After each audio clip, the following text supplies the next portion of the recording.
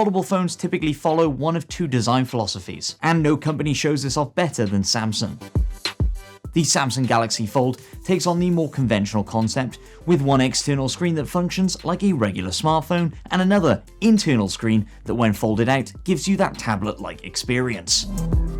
Then there's the Samsung Galaxy Z Flip, basically a normal phone that folds down into a more pocket-friendly compact device.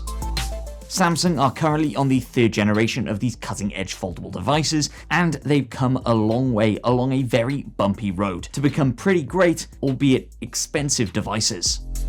As we move closer to the expected announcement of Samsung's next generation Galaxy Z Fold and Z Flip phones, more details are emerging about their designs and specifications. New leaks point to a slimmer, lighter footprint to make the Z Fold 4 more hand-friendly and pocketable. Well-established leaker Ice Universe posted about the size change on Twitter, noting that the phone will allegedly have a more square display than previous folds. The change also comes with a slightly narrower bezel.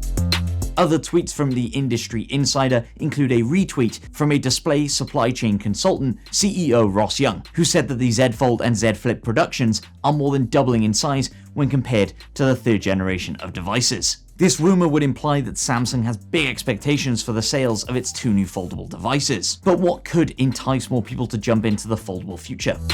Perhaps an easier to stomach price tag?